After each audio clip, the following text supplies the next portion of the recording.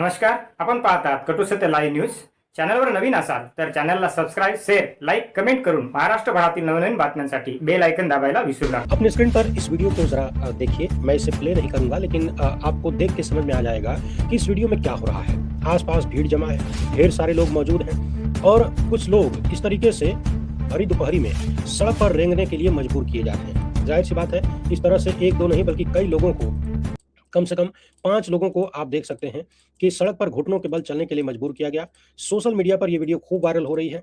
देखिए, social media पर ये वीडियो खूब वायरल हो रही है और ये दावा किया जा रहा है कि उड़ीसा अब भगवा गुंडों के राज में चला गया है. उड़ीसा में नवरंगपुर जिले के चंदा हांडी पुलिस स्टेशन के अंतर्गत 5 यादवों को बेरहमी से पीटा गया, घंटों तक घुटनों के बल बिठाकर रखा गया और इस 45 डिग्री सेल्सियस की भीषण गर्मी में घुटनों के बल रेंगने के लिए मजबूर किया गया सड़क पर. बजरंग दल के सदस्यों ने इन लोगों पर तब हमला किया जब ये लोग अपने मवेशियों को, यानी अपने पालतू जानवरों को, अपने घरों में ले जा रहे थे. मुसलमानों, ईसाइयों और दलितों के बाद अब यादवों को संघ के गुंडों द्वारा निशाना बनाया जा रहा है. तथाकथित डबल इंजन सरकार के शासन में उड़ीसा पूरी तरह से तबाह हो चुका है. अब याद करिए, महीनों पहले देश के वरिष्ठ पत्रकार दयाशंकर मिश्र के साथ जो हमने पॉडकास्ट किया था, उसमें उन्होंने खुले तौर पर ये आरोप लगाया कि मैं अभी उड़ीसा से घूम कर आया हूं, उड़ीसा का दौरा करके आया हूं और अब उड़ीसा पूरी तरह से, यानी उड़ीसा में, उन्होंने महीनों पहले कहा था कि उड़ीसा में अब कोई सरकार नहीं रह गई है, कोई लोकतांत्रिक व्यवस्था नजर नहीं आती, वहां पर पूरी व्यवस्था कुछ गुंडों, हिंदुत्ववादी गुंडों के हाथ में चली गई है. ये आरोप उन्होंने महीनों पहले लगाया था. इसी चैनल पर हमने लंबी चौड़ी बातचीत किया था उनसे. अब आपने ये देखा कि इस तरीके के वीडियो उड़ीसा से तमाम सामने आ रहे हैं. इसके अलावा हम आज उड़ीसा में इस तरह की होने वाली तमाम घटनाओं का जिक्र करेंगे. साथ ही चर्चा करेंगे नोएडा यानी उत्तर प्रदेश के मजदूरों के उस आंदोलन की, जिसमें उनका आंदोलन हिंसक हो गया और इसके बाद पुलिस को मौका मिला, ढेर सारे लोगों को गिरफ्तार किया गया. पुलिस ने बुरी तरह से मजदूरों की और अन्य लोगों की पिटाई भी किया. ऐसे तमाम आरोप लगे. अब ये मामला सुप्रीम कोर्ट में गया है, तो सुप्रीम कोर्ट में मजदूरों की तरफ से और सामाजिक कार्यकर्ताओं की तरफ से जो पक्ष रखा गया है, उसमें कहा गया है कि ये दंगा, यानी ये जो हिंसक आंदोलन हुआ, उसके पीछे पुलिस का ही हाथ था और पुलिस ने ही अपना सिस्टम लगा के और दंगे को भड़काया और आंदोलन को हिंसक बनाया. तो इन दोनों ही मामलों पर चर्चा करेंगे. सबसे पहले उड़ीसा वाली कहानी देख लीजिए. एक तो ये वीडियो है जो आपकी स्क्रीन पर दिख रही है.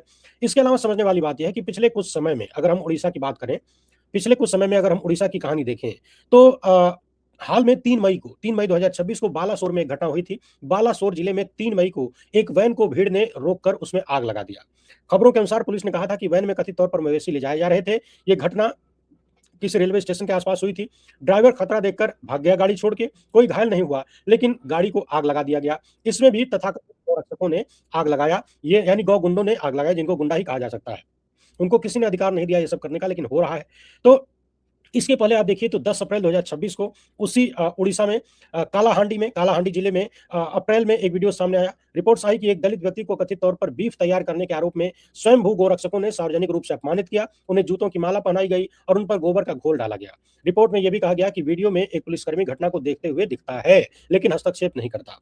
यही आरोप हर जगह लगते हैं. आप गुजरात से लेकर महाराष्ट्र, मणिपुर से लेकर दिल्ली, पश्चिम बंगाल से लेकर उत्तर प्रदेश और उड़ीसा से लेकर मध्य प्रदेश, हर जगह जहां पर भी भाजपाई राज है, वहां पर आरोप यही लगता है कि पुलिस वालों के सामने दंगे होते रहते हैं. पुलिस वालों के सामने, उनकी नजरों के सामने गुंडे संविधान की ऐसी तैसी कर रहे होते हैं, कानून की ऐसी तैसी कर रहे होते हैं, लेकिन पुलिस को कोई फर्क नहीं पड़ता. पुलिस वाले चुपचाप टुकुर टुकुर ताकते रहते हैं. इसके पहले की अगर आप घटना देखें उड़ीसा की, तो जनवरी 2000, हाँ, आप मैं आपकी स्क्रीन पर तमाम वो ये देखिए, मैंने अभी जो जिस घटना का जिक्र किया, ये देखिए, गौमांस का आरोप लगाकर एक व्यक्ति पर, बुजुर्ग व्यक्ति पर इस तरीके से गोबर का घोल डाला गया और तमाम तरीके से उसको अपमानित किया गया. अगली ये घटना देखिए, आगे 3 जनवरी की ये घटना है और इसमें बताया गया कि कथित गौरक्षकों ने बालासोर जिले में 35 साल के एक मुस्लिम व्यक्ति को पीट पीट कर मार डाला, यानी हत्या ही कर दिया. एक मुस्लिम व्यक्ति को पीट पीट के मार डाला, हत्या कर दी गई, यानी मॉब लिंचिंग कर दी गई. ये हाल उड़ीसा का है आपकी नजरों के सामने. उस व्यक्ति का नाम था मकंदर मोहम्मद. रिपोर्ट्स के अनुसार वो मवेशी लेकर जा रहे थे गाड़ी में. भीड़ ने वाहन को रोका और मारपीट की. बाद में पता चला कि हमलावरों ने जो मुस्लिम व्यक्ति था उसको जय श्री राम कहलवाने, उससे कह रहे थे कि जय श्री राम बोलो, और फिर उसको बुरी तरह से पीटा गया.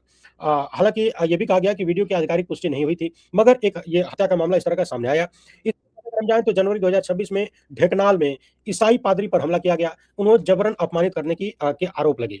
सरबरंग में लिखा गया एक जो अखबार है, आप अपनी स्क्रीन पर देखिए, ये यहाँ पर आरोप लगा कि हिंदुत्ववादी भीड़ ने पादरी को सार्वजनिक रूप से अपमानित किया, प्रताड़ित किया और कथित तौर पर गोबर खाने और जय श्री राम का नारा लगाने के लिए मजबूर किया। रिपोर्ट्स में कहा गया कि 2 हफ्तों से ज्यादा समय तक गिरफ्तारी नहीं हुई और उल्टे पीड़ित पर ही काउंटर एफआईआर हो गई। यानी जो पीड़ित होता है यही यही भाजपाई शासन का एक फार्मूला बन गया है। जो पीड़ित होगा उसी पे एफआईआर ला देंगे। जो उत्पीड़क होगा वो कहीं आजाद घूम रहा होगा, उसको इनाम मिलेगा बाद में सत्ता की तरफ से। इसके पहले आप मार्च की भी कहानी देख लीजिए। मार्च 2026 में कैथोलिक कनेक्ट में उड़ीसा के एक गांव में किसी चर्च वगैरह में तोड़फोड़ की गई। रिपोर्ट्स के अनुसार चर्च में मूर्तियां, क्रॉस, आल्टर, मास में इस्तेमाल होने वाली चीजें, कुर्सियां और जो जो भी चीजें थी, यानी चर्च पर हमला हुआ, खूब भयंकर तोड़फोड़ की गई, लाखों का नुकसान किया गया। बाद में एफआईआर की बात सामने आई। तो इस तरह के और जो आधिकारिक आंकड़ा कहता है, आधिकारिक आंकड़ा जो कहता है उड़ीसा के बारे में, आप अपनी स्क्रीन पर देखिए, ये सरकारी आंकड़ा है। और सरकार वहां क्या कहती है कि वहां के मुख्यमंत्री ने बताया था 9 मार्च 2026 को कि उड़ीसा में पिछले 20 महीनों में 54 सांप्रदायिक दंगे और 7 मॉब लिंचिंग की घटनाएं हुई हैं। 54 सांप्रदायिक दंगे हुए हैं। और आप जब झांक के देखेंगे तो पता चलेगा कि इसमें सब स्वयंभू ठेकेदार है। कोई धर्म का ठेकेदार बन गया है, कोई गाय का ठेकेदार बन गया है। ये हाल उड़ीसा का है, जिस उड़ीसा में पिछले लगभग 2 ढाई दशक तक नवीन पटनायक की सरकार थी। सरकार जाते ही वहां पर भाजपा की सत्ता आई और भाजपा की सत्ता आते ही वो उड़ीसा इस कदर बर्बाद होने लगा है। सवाल है कि आखिर भाजपाई सिस्टम के भीतर ऐसा क्या है, ऐसा क्या है कि अच्छे खासे हंसते खेलते राज्य जलने लगते हैं। आप देखिए कि मणिपुर 3 साल से भी ज्यादा समय हो गया, अब तक शांति नहीं आई। पश्चिम बंगाल में जैसे ही भाजपा की सत्ता आती है भयंकर आग लग जाती है। उड़ीसा का हाल आपके सामने है। गुजरात की कहानी 2002 से हम देखते हैं। महाराष्ट्र में आए दिन जो माहौल बनाया जाता है वो सबके सामने है। यूपी हो, बिहार हो, अब समझ नहीं आता कि भाजपाई शासन में ऐसा क्या हो जाता है कि कुछ लोगों को कुछ लोगों की जेब में पूरी व्यवस्था चली जाती है और वो लोग पूरी व्यवस्था यानी पूरे सिस्टम की, पूरे सरकार की ऐसी की तैसी कर देते हैं, राज्य की ऐसी तैसी कर देते हैं। और देखिए, ये तमाम खबरें मैंने आपको दिखाया पिछले कुछ महीनों की हैं, जनवरी की बात की खबरें की जनवरी महीने की बात की ये खबरें हैं जो बता रही हैं कि उड़ीसा में कितना खराब माहौल बनता जा रहा है। और ये बातें, ये खबरें कहीं ना कहीं दयाशंकर मिश्र की उन बातों पर मुहर लगाती हैं जिसमें उन्होंने कहा था कि उड़ीसा में अब कोई सरकार नहीं रह गई है, सब कुछ हिंदुत्ववादी गुंडों के हाथ में चला गया है, सब कुछ वही कंट्रोल कर रहे हैं। इसके अलावा आप एक खबर ये भी देखिए, आ जाइए उत्तर प्रदेश। उत्तर प्रदेश में हाल ही में मजदूरों का आंदोलन हुआ था। लगभग 2 या 3 दिन ये लोग शांतिपूर्ण आंदोलन करते रहे, कोई सुनवाई नहीं हो रही थी। फिर अचानक से वो आंदोलन हिंसक हो जाता है और जब हिंसक हो जाता है तब खबर बनती है, तब चर्चा होती है कि यहाँ पर मजदूर आंदोलन कर रहे थे। मगर सवाल ये है कि आंदोलन हुआ, हिंसा हुई और इसके बाद पुलिस ने ढेर सारी गिरफ्तारियां किया। पूरा मामला आपको याद है, मजदूरों का आंदोलन हुआ मजदूरी बढ़ाने को लेकर, क्योंकि बहुत कम तनख्वाह में ये लोग काम करते थे। आंदोलन अचानक से हिंसक हो गया, आगजनी हुई, तोड़फोड़ हुई। इसके बाद पुलिस ने, यूपी पुलिस ने कई मजदूरों को, कई एक्टिविस्टों को, छात्रों और पत्रकारों को गिरफ्तार किया। द प्रिंट की इस खबर के अनुसार पुलिस ने कम से कम 300 से ज्यादा लोगों को गिरफ्तार किया था, 300 से ज्यादा लोगों को। अब इसमें 2 लोगों का जो 2 लोग गिरफ्तार हुए हैं उनकी खास तौर पर इस रिपोर्ट में बात की गई है। एक है इंजीनियर आदित्य आनंद और दूसरे हैं auto driver trade union activist Rupesh Rai. इनके वकीलों ने सुप्रीम कोर्ट में कहा है कि इन लोगों ने हिंसा नहीं भड़काई, बल्कि व्हाट्सएप चैट्स में शांति बनाए रखने की बात कर रहे थे। यानी और यहाँ पे मैं आपको याद दिला दूं कि उस दौरान मुझे भी नोएडा से कुछ कार्यकर्ताओं ने फोन पर बताया कि ये जो आरोप अभी सुप्रीम कोर्ट में लगाया गया है, ये बात उन्होंने उस दौरान भी कहा था और कई सारी चीजें भेजने के लिए कहा था। संभवतः या तो मैं उन्होंने भेजा नहीं या फिर मैं मुझे पता नहीं चला कि क्या हुआ। तो वो लोग भी जब उन्होंने मुझसे बात किया तो यही बताया कि बाकायदा वो आरोप लगा रहे थे कि पुलिस वाले ही व्हाट्सएप ग्रुप में घुसे हुए थे और उन्होंने ही भड़काऊ बातें कहा। अब यही बात सुप्रीम कोर्ट में कही गई है। यहाँ पर बताया गया है कि यूपी पुलिस के कई लेबर एक्टिविस्ट और वरिष्ठ पत्रकार सत्यम वर्मा को भी साजिश और हिंसा भड़काने में गिरफ्तार किया था। आगे कहा गया है कि गिरफ्तार एक्टिविस्टों की तरफ से सुप्रीम कोर्ट में कहा गया कि पुलिस ने खुद व्हाट्सएप ग्रुप में घुसकर या पुलिस से जुड़े लोगों के जरिए हिंसा भड़काने वाली बात कराई। दबायर के अनुसार एक गिरफ्तार एक्टिविस्ट के भाई ने 17 मई को सुप्रीम कोर्ट में याचिका दाखिल की और आरोप लगाया कि पुलिस ने हिंसा भड़काई और हिरासत में एक्टिविस्टों को प्रताड़ित किया गया। आगे तो कुल मिलाकर इस खबर का सार ये है कि जिन्हें गिरफ्तार किया गया वो आरोप लगा रहे हैं कि यूपी पुलिस ने ही दंगे भड़का मतलब माहौल बिगाड़ने का काम किया। व्हाट्सएप ग्रुप में ऐसे मैसेज भेजे गए। एक तो कहा जा रहा है कि उसमें कोई डीसीपी का ड्राइवर था और एक अन्य पुलिसकर्मी की बात कही गई है इस रिपोर्ट में कि ये लोग उस ग्रुप में, जो व्हाट्सएप ग्रुप थे, उसमें दंगे भड़काने की और माहौल गर्म करने की बात कर रहे थे। जबकि जिन्हें गिरफ्तार किया गया है वो लोग शांति की बात कर रहे थे कि कोई गलत चीज नहीं होनी चाहिए, कोई दंगा वगैरह इसमें नहीं होना चाहिए, माहौल बिगड़ना नहीं चाहिए, हमें अब शांति से अपनी बात रखनी है। तो 2 बातें, अब पुलिस इस बात से इनकार कर रही है मगर जो एक्टिविस्ट हैं वो व्हाट्सएप ग्रुप और तमाम चीजें सामने रखने और तथ्यों के साथ बात करने को तैयार है। उनका दावा है कि उनके पास सबूत है। अब सवाल यह है कि क्या इस तरीके से कोई देश चलाया जा सकता है? क्या ऐसी व्यवस्था में कोई देश आगे बढ़ सकता है? अगर मजदूर, अब सोचिए कि अगर ये आरोप सही है और जिस तरीके से जो मैंने बताया फ़ोन कॉल वाली बात, जिस तरीके से तमाम कार्यकर्ता और पत्रकार जो दावा कर रहे थे कि पुलिस वाले उन ग्रुप्स में थे, जो भड़काने की बात कर रहे थे, तो अगर ऐसा है कि कई दिन तक कहीं आंदोलन हो रहा है, तो वहाँ पर पुलिसिया षड्यंत्र के तहत माहौल खराब कर दिया जाए, दंगे करवा दिए जाएँ, आगजनी करवा दी जाए और फिर आंदोलन को बदनाम कर दिया जाए, कुचल दिया जाए, सैकड़ों लोगों को गिरफ्तार करिए, ले जाके उनको खूब पीटिए, मारिए, प्रताड़ित करिए, टॉर्चर करिए। क्या ऐसे देश चलता है? और ऐसे कितने दिन तक कोई देश चल सकता है? कितने दिन तक शासन किया जा सकता है? क्या ये आवाज़ों को, विरोध की आवाज़ों को दबाने का, डराने का कोई प्रयास है? अगर नहीं तो क्या है? अगर ये ऐसा प्रयास नहीं है तो क्या है? और कैसे इस तरह से देश आगे बढ़ सकता है? जो लोग विकसित भारत का नारा देते हैं, क्या ऐसे भारत कभी विकसित हो सकता है? क्या ऐसे उड़ीसा कभी, जिस तरीके से मणिपुर में हालात हैं, क्या ये मणिपुर, आप सोचिए कि जो मणिपुर दशकों पीछे जा चुका है, आग लगने से, बँटवारे की आग लगने से, और ये बँटवारे की आग न्यायपालिका के एक आदेश से लगी, आरक्षण के मामले में। तो आप सोचिए कि जब अदालतों से ऐसे फैसले आए जिससे आग लगने लगे और आग को सरकारें 3-3 डबल इंजन की सरकार 3-3 साल तक अगर उस आग को बुझा ना पाए, तो सोचिए कि देश का क्या हाल होने वाला है। जहाँ पर पुलिस के ऊपर ये आरोप लगे कि पुलिस वाले ही साजिश करके दंगे करवा रहे हैं। जहाँ पर पुलिस पर आरोप लगे कि फर्जी एनकाउंटर हो रहे हैं, हाफ एनकाउंटर हो रहे हैं इनाम लेने के लिए। सोचिए कोई अपने कंधे पर एक स्टार बढ़ाने के लिए किसी को गोली कैसे मार सकता है? या कंधे पर एक स्टार, कोई प्रमोशन, अखबार में नाम आ जाना, इतनी बड़ी चीज़ है। इतनी बड़ी चीज़ है कि आप उसके लिए किसी को गोली मार दें, किसी के पैरों में गोली मार दें, हाफ एनकाउंटर कर दें। आखिर एक स्टार बढ़ जाने से, तारीफ मिल जाने से क्या हो जाएगा? इतना भी समझ नहीं आता कि मतलब खुद को उस स्थिति पर रख के कल्पना नहीं कर पाते। किस हद के जानवर लोग हैं अगर ऐसा हो रहा है तो? किस हद के जाहिल और घृणित लोग हैं इस समाज में, व्यवस्था में, जो एक स्टार बढ़वाने के लिए, अपने आप को सुपर कॉप कहलवाने के लिए किसी को गोली मार देते हैं। और यहाँ देखिए, देश के मज़दूर जब मज़दूरी बढ़ाने की बात करते हैं, तो कथित रूप से वहाँ पर भी इस तरीके से साजिश रचने की बात आती है। 3-3 सौ लोग गिरफ्तार हैं, 300 लोग। जब 2 दिन 3 दिन तक वहाँ प्रदर्शन चल रहा था, शांतिपूर्ण प्रदर्शन था। और एक चीज़ समझने वाली है, प्रदर्शन कोई भी व्यक्ति जब इस तरीके से लोग करते हैं और ख़ास तौर पर वो लोग जो कि बेहद कमज़ोर तबके से हैं। ये जो 10,000 12,000 तनख्वाह पाते थे, ये इस तरह के लोग दंगा नहीं कर सकते। इनकी इच्छा में कभी, इनकी मर्ज़ी में कभी दंगा करना नहीं आ सकता। ये रोज़ कुआँ खोद कर रोज़ पानी पीने वाले हैं। दंगे कभी होते नहीं हैं। वरिष्ठ पत्रकार ने कहा कि दंगे होते नहीं, उनको कराया जाता है, गढ़ा जाता है। तो सवाल है कि क्या यूपी पुलिस ने नोएडा का ये जो हिंसक प्रदर्शन था उसको गढ़ा था? क्या उसको गढ़ा गया?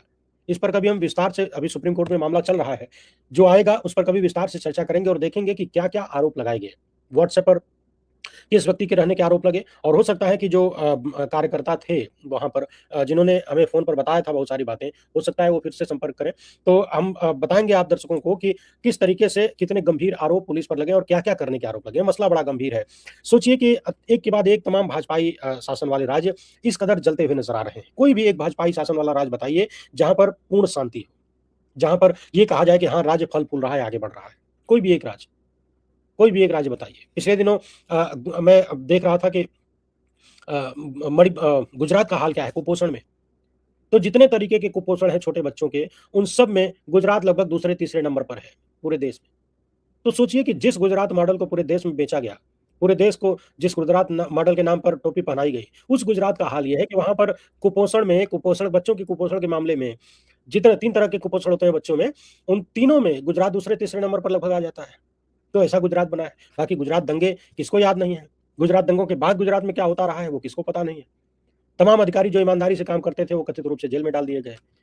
जो साथ देते रहे उस तरह के तमाम अपराधी सत्ता के साथ हैं, जीवन का आनंद ले रहे हैं।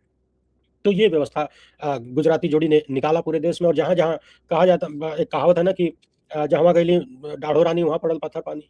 तो यही भाजपाई राज हो गया है। जहाँ-जहाँ भाजपा की सरकार बनी है वहाँ पर दंगे, वहाँ पर माहौल खराब, वहाँ पर अचानक से गुंडे पैदा हो जाते हैं। कोई गाय के नाम पर, कोई धर्म के नाम पर, कोई राम के नाम पर। गाय को भी पता नहीं होगा कि उसके नाम पर क्या-क्या हो रहा है। और राम अगर इस दुनिया में आ जाएँ, ये सब देख लें कि उनके नाम पर क्या-क्या हो रहा है, तो शायद कहेंगे कि अच्छा मैं दुनिया में नहीं हूँ। ये दुनिया मेरे नाम पे इतनी खराब बना दी गई। मैंने तो कभी इतना खराब नहीं किया।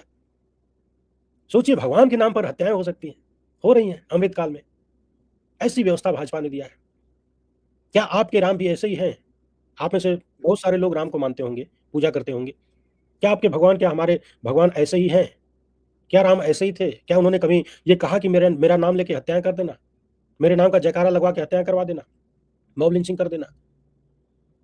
तो ये स्थिति और ऐसी स्थिति में क्या भारत कभी भी विकास कर सकता है? क्या कोई भी समाज विकास कर सकता है? अगर परिवार आपस में लड़ रहे हो तो परिवार की ऐसी-तैसी हो जाती है। यहाँ पूरे देश को आपस में लड़ा-भिड़ा के रखा है। आग लगा के रखा गया है ज़बरदस्ती। पुलिस वाले गुंडों और आतंकवादियों के रक्षक बन गए हैं। ये आतंकवादी तो हैं, जो लोगों को सड़कों पे दौड़ा-दौड़ा के पीट रहे हैं, मॉब लिंचिंग कर रहे हैं। ये आतंकवादी नहीं तो क्या है? अगर आप हिसाब निकाल लीजिए कि पिछले 12 साल में आतंकी हमलों में कितने लोग मारे गए और इस तरीके से जिस देश के भीतर जो मानसिक आतंकी पैदा किए गए हैं, भगवा उड़ के जो आतंकवादी बने हैं, उनको उनके बारे में पता लगाइए कि उन्होंने कितनी हत्याएँ किया है, कितनी मॉब लिंचिंग की है। पता चलेगा कि बहुत फ़र्क नहीं है, वो पाकिस्तान वाले आतंकियों में और इन आतंकियों में। लगभग दोनों ने बराबर-बराबर कांड किए। वो तो फिर भी बॉर्डर पे ही जो करना होता है करते हैं। ये तो देश भर में कर रहे हैं, कब किसके घर पे क्या कर दें कोई भरोसा नहीं। तो क्या ऐसे माहौल में कोई भी देश विकास कर सकता है? अपना जवाब कमेंट बॉक्स में ज़रूर लिखिएगा। पाहत रहा निर्भीड सत्य अर्थात सर्वसामान्यांचे व्यासपीठ आपल्या सर्वांच्या हक्काचे चॅनल कटू सत्य लाईव्ह न्यूज. धन्यवाद.